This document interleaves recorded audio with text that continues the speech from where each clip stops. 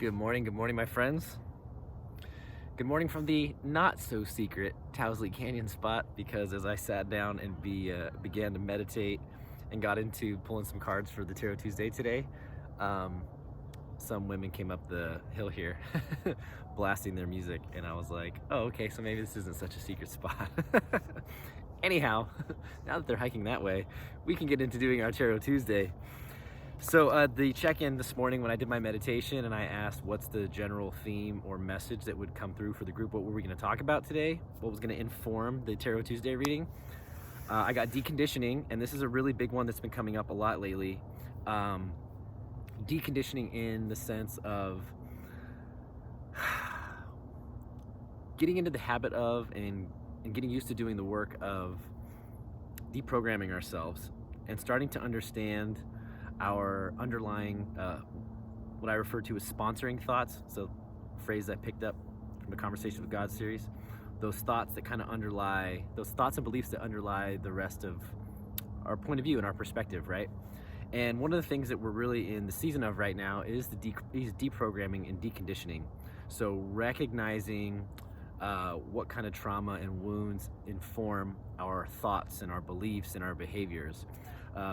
Understanding what our passions are, what turns us on, what gets us excited, what do we really resonate with, and where does that come from, right? And does it come from programming, or is this just a part of our soul's expression? So doing that work and getting used to the process of watching our thoughts, being able to look at our emotions objectively, whether in meditation or kind of in a mindfulness meditation or thoughtful self-reflection.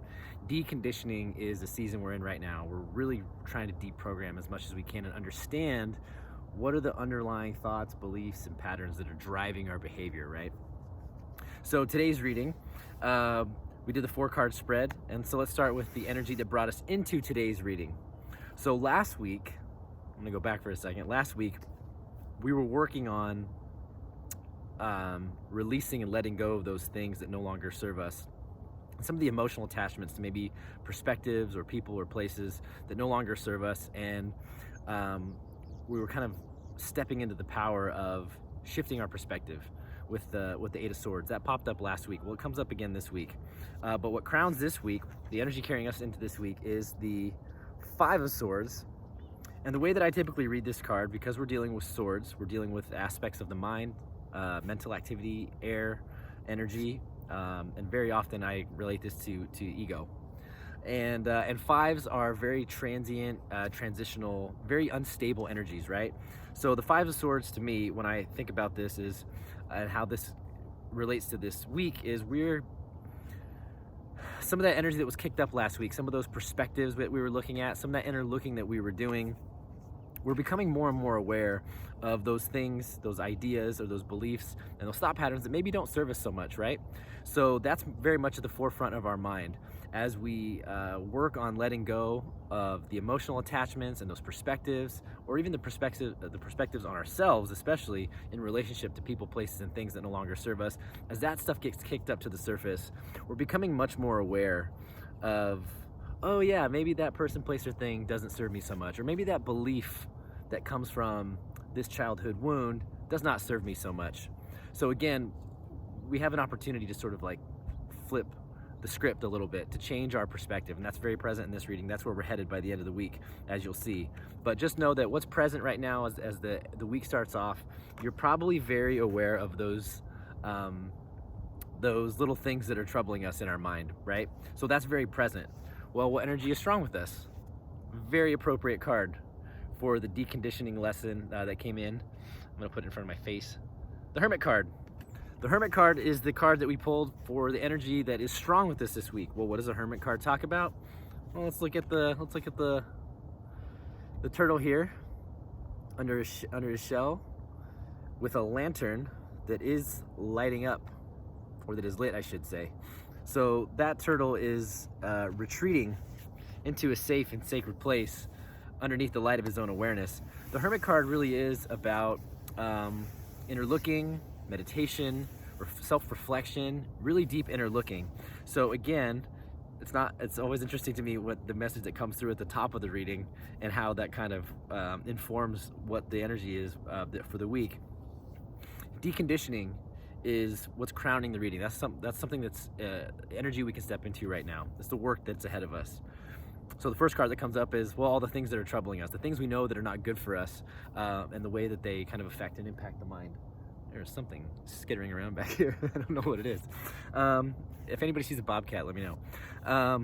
So the energy that's carrying us into this week, these things that are in our mind that we know maybe don't serve us, right? But it's transient, it's temporary, it's not gonna be present forever. It's a 5, so the energy's not gonna stick around forever. We're starting to let that stuff go, we're processing it. The Hermit card, the energy that's strong with us, says, well, okay, well, be still. Get into meditation, get into some deep reflection, do some journaling, do some channeling, do some real questioning, some thoughtful reflection, asking those questions. What do I most need to hear today? Or is there any emotions that want to be brought to my awareness today? Is there a message that most serves my highest good? Is there an action I can take this week that serves my highest good? Is there an action I can take this week to help release these things that no longer serve me? What the heck is back there? I'm telling you, if something sneaks up on me, y'all let me know. The Hermit card, that is the energy that is strong with us.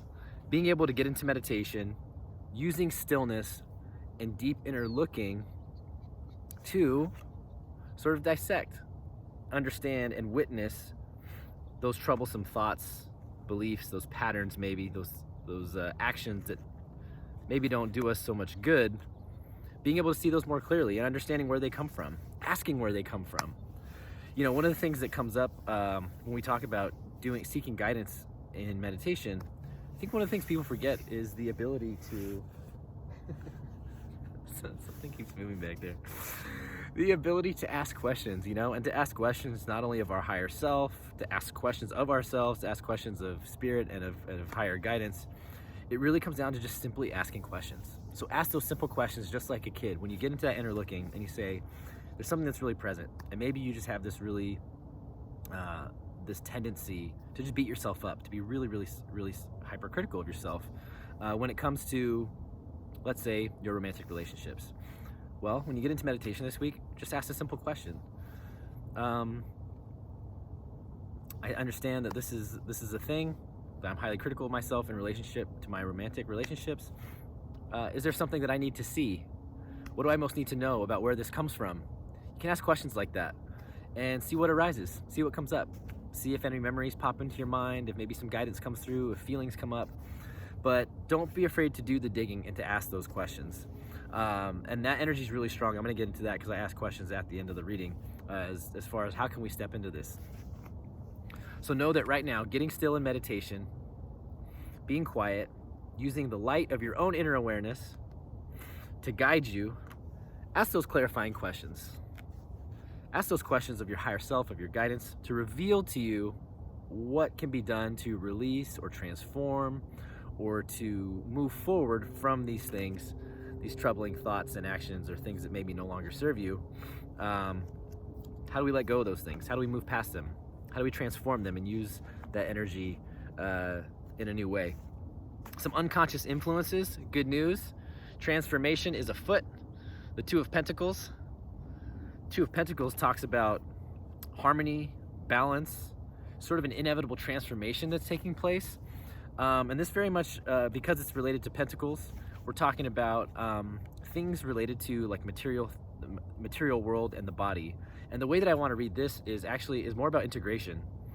Sometimes when I see Pentacles cards, we're talking money and finance or house and home. But also, this is Earth, and this is the physical body that we inhabit when we're here.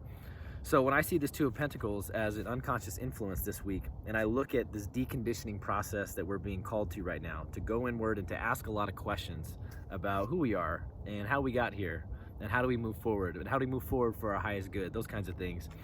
The unconscious influence is a 2. 2s very often are speaking of balance, harmony, right? Partnership. And in this case, we're talking really about what I want to say is partnership kind of with ourselves, or integration with the body, right? being able to transform and transmute these thoughts and these beliefs, welcome in new ideas, beliefs, actions, behaviors, and patterns, and really integrate those into our being so that they're not just, we're not just responding to the world, and our body's not responding to, or I should say reacting to the world. We're not just reacting to the world because of these old traumas or these old beliefs or these old ideas, this old paradigm that is kind of breaking up and being processed right now. Again, that's the energy that's carrying us into this week. So we're not going to react to the world from this place of the old paradigm or the old wounds or the old beliefs or patterns.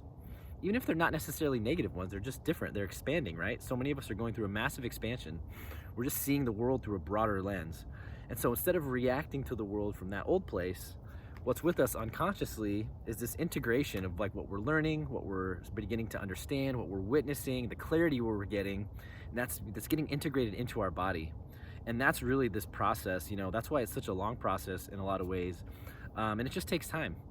It takes time for us to not only decondition and deprogram the mind, but it's also deconditioning and deprogramming all the ways in which those beliefs and those experiences have kind of worked their ways into our body, to our cells.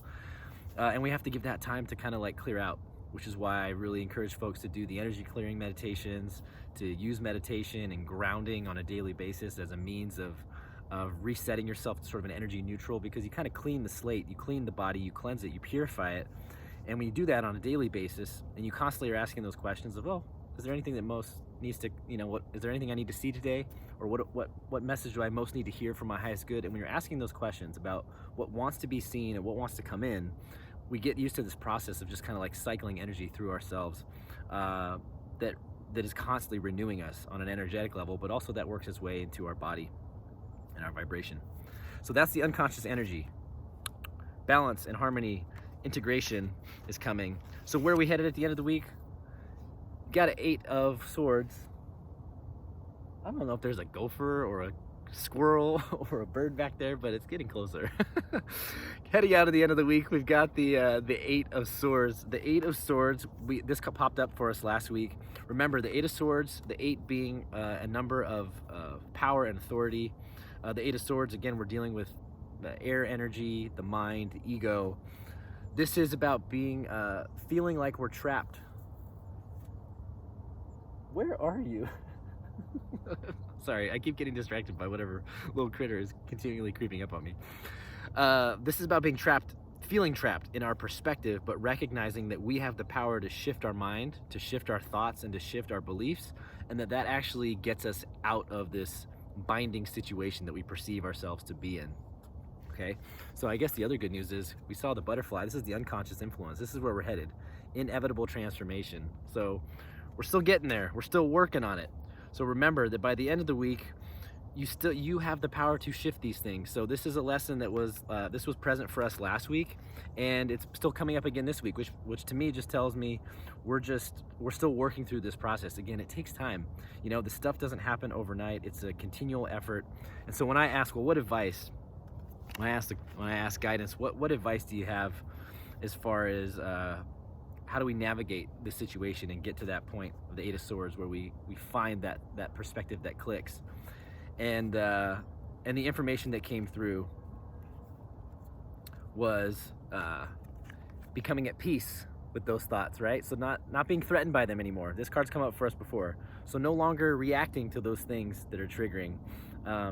No longer reacting, we're responding. So becoming at peace with those things. Being very discerning, almost black and white, and looking towards our healing. So using our experiences and being able to reflect on our past to look forward in a very healing way, healing first. And we picked the Son of Pentacles, which is a very diligent card. It's a very kind of like mundane, one step at a time. So when it comes to how are we going to shift this perspective, how are we going to process this information, how are we going to decondition ourselves, well, we're going to very diligently and deliberately, day by day, step by step, one little brick by brick at a time, get into our meditation and really process and observe our thoughts, observe ourselves, observe our inner life, acknowledge it, bring it to our awareness, and then ask for guidance and clarity as to how we move forward and how we transform that. All right, folks, I'm coming up on my 15 minutes, if it wasn't for that little squirrel chasing me, maybe I would have got more in. Thank you all for watching. Venmo @TheBomberger if you want to leave a tip. Thanks for watching today, and I hope this message serves you on your journey. Bye-bye.